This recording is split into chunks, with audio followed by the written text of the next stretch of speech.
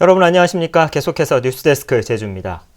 400억 원을 들여 지은 제주항 국제선 여객터미널이 어제 개장했다는 소식 전해드렸는데요. 개장한 지 하루도 안 돼 천장에서 물이 쏟아져 아수라장이 됐습니다.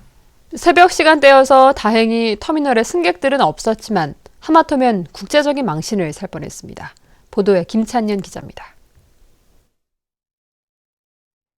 크루즈 여객선 승객들이 나오는 제주항 국제선 출구. 천장 한쪽이 통째로 뜯겨져 나갔습니다. 철제 골조만 앙상하게 남았고 바닥에는 떨어진 파편이 쌓여 있습니다. 오늘 새벽 1시 40분쯤 천장 내부로 물이 쏟아지면서 무게를 견디지 못하고 떨어진 겁니다. 사람이 그냥 일반 사람은 좀 접근하기 힘들 정도의 많은 양이 이랬습니다. 바닥이 전체적으로 해가지고 그 안에랑 좀 많이 흘러내렸죠. 스프링클러가 오작동을 일으키면서 물이 2시간 40분 동안 쏟아졌고 터미널 전체가 물바다로 변했습니다. 결국 터미널로 공급되는 배수 밸브를 잠그고 나서야 사태가 일단락됐습니다.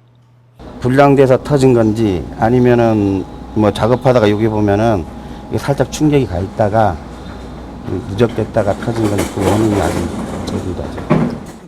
제주도 소방본부는 특별조사팀을 투입해 시공과 감리업체를 상대로 부실공사 여부를 조사하기로 했습니다. 제주도는 긴급 복구공사를 벌였고 모든 스프링클러와 전기시설에 대한 안전점검도 벌이기로 했습니다. 그러니까 전체적으로 이 배관이라든지 그런 부분에 대해서 안전점검을 실시해가지고 만약에 문제점이라든지 그런 게 있으면은 보수하고 개선해 나갈 생각입니다. 400억 원을 들여 최첨단 시설로 지었다는 제주항 국제선 터미널. 개장 하루 만에 물난리 소동을 겪으면서 부실공사 논란까지 받게 됐습니다. MBC 뉴스 김찬년입니다. 해마다 1,000만 명이 넘는 관광객이 찾는 제주공항에서 불법으로 택시 영업을 해온 택시기사 조직이 경찰에 적발됐습니다. 다른 기사의 영업을 방해하고 폭행도 일삼았습니다. 박주연 기자입니다. 제주공항 택시 승강장입니다. 택시기사 여러 명이 다른 기사를 몰아붙이더니 얼굴을 때립니다. 발로 차기도 합니다. 서귀포 등 장거리 손님을 독점하려고 다른 기사의 영업을 방해하는 겁니다. 거지짓 하지 마. 3만 원짜리 태우고 가.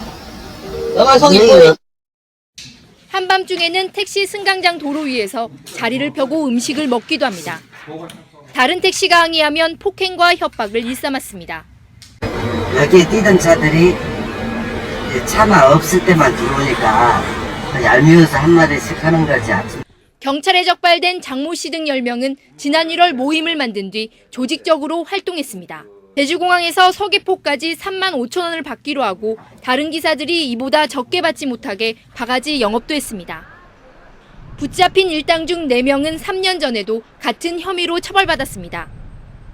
경찰은 공항뿐만 아니라 항만이나 시내에서도 장거리 노선을 독점하는 불법 택시 조직이 더 있을 것으로 보고 수사를 확대할 방침입니다. MBC 뉴스 박주연입니다. 제주지방법원 제2형사부는 지난 3월 제주시 한경면의 야산에서 50대 여성을 살해한 뒤 시신을 유기한 혐의로 기소된 30살 김모 씨에게 무기징역을, 공범인 32살 임모 씨에게 징역 10년을 선고했습니다. 재판부는 피고인들이 치밀한 계획을 세워 범행했고 피해자와 유족들에게 속죄하지 않고 반인륜적인 극악무도한 범죄를 저질러 중형을 선고한다고 밝혔습니다. 장례식에서 한번 썼던 근조 화환을 새 것인 것처럼 속여 판매한 꽃집 대표가 경찰에 붙잡혔습니다.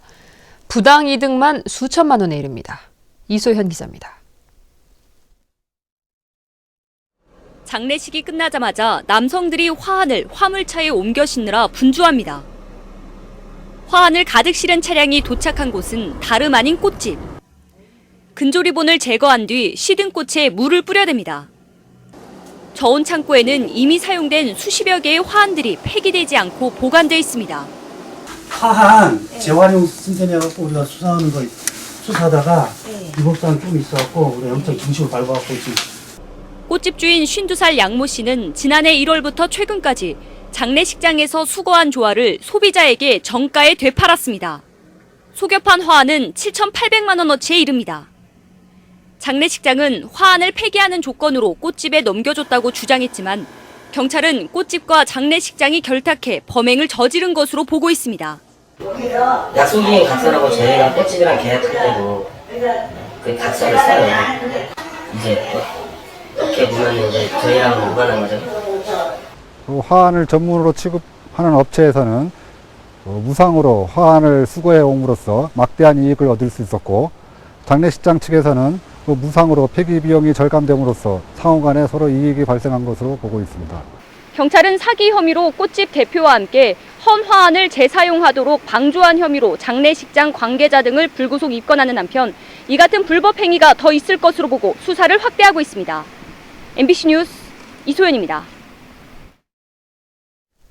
강원도에서 열린 전국체전이 오늘 폐막된 가운데 제주도 선수단은 원정 경기 사상 최다 메달을 기록했습니다.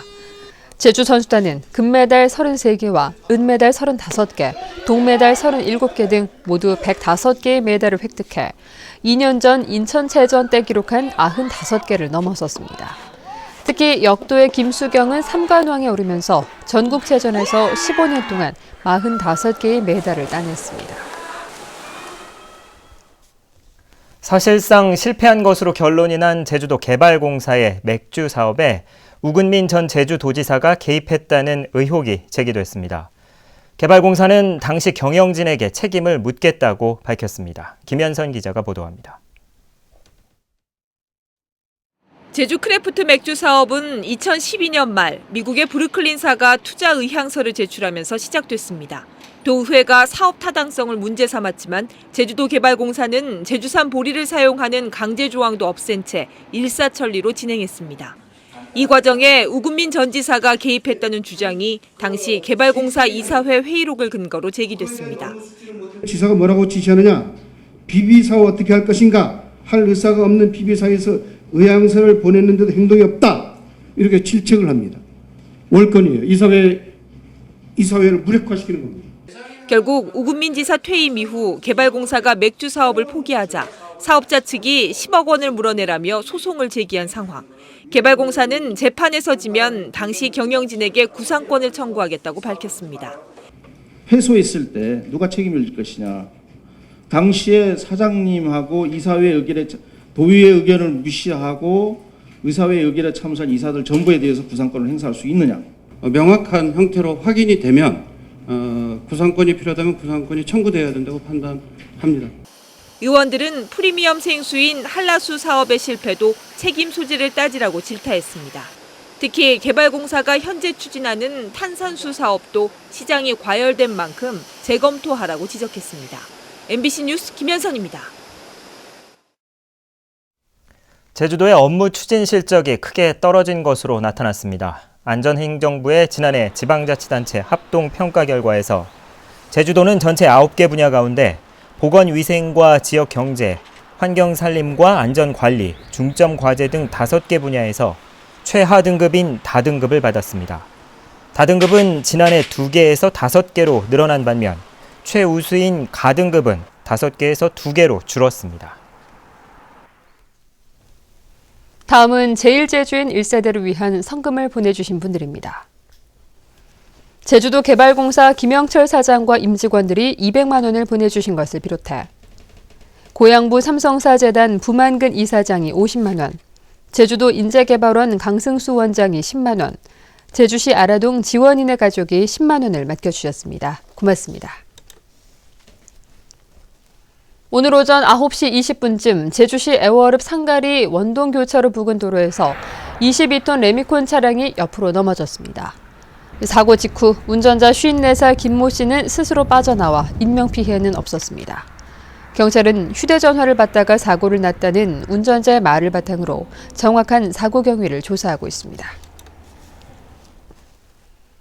새정치민주연합 제주도당이 역사교과서 국정화 반대 서명 운동을 시작했습니다. 새정치민주연합은 매일 오후 4시 반부터 제주시청 앞에서 국정교과서 반대 시민서명을 받고 정부의 행정고시에 반대하는 의견 제출 운동도 함께 펼치기로 했습니다. 제주도청 앞에서도 역사교과서 국정화에 대한 도지사의 입장을 묻는 1인 시위를 벌이기도 했습니다. 제주 혁신도시로 이전한 공무원 연금공단의 신청사 개청식이 오늘 열렸습니다. 서귀포시 서호동 19,000제곱미터 부지에 지상 7층 규모로 지어진 새 청사에는 240여 명이 근무하며 공무원 연금 서비스와 기획, 홍보 업무 등을 맡게 됩니다. 제주 혁신도시에는 현재 7개 기관이 이전했고 내년에 한국국제교류재단과 재외동포재단이 이전하면 공공기관 이전이 마무리됩니다. 한국과 베트남 환경장관 회담이 오늘 제주 롯데시티호텔에서 열렸습니다. 이번 회담에서는 생물자원 활용 공동연구와 환경인력 양성 지원 방안, 환경교육 발전 방향 등이 논의됐습니다. 회담에 앞서 베트남 대표단은 제주 스마트 그리드 센터와 풍력발전단지를 둘러봤고 윤성규 환경부 장관은 제주 전기차 기반 시설을 점검했습니다. 제주국제자유도시개발센터가 신화역사공원 옛 투자자와의 소송에서 져 8억 원의 손실을 보게 됐습니다. 광주고등법원 제주민사부는 JDC가 미국계 회사 GHL 대표 57살 유모 씨를 상대로 낸 손해배상 소송 항소심에서 원고의 청구를 기각했습니다.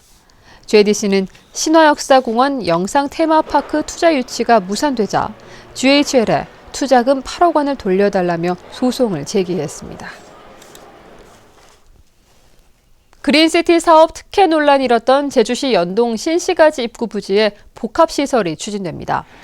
제주시는 주식회사 포런이 지하 3층, 지상 10층 규모의 오피스텔과 판매시설을 갖춘 복합시설 건축 허가 신청을 접수했다고 밝혔습니다. 뉴스데스크 제주였습니다. 고맙습니다.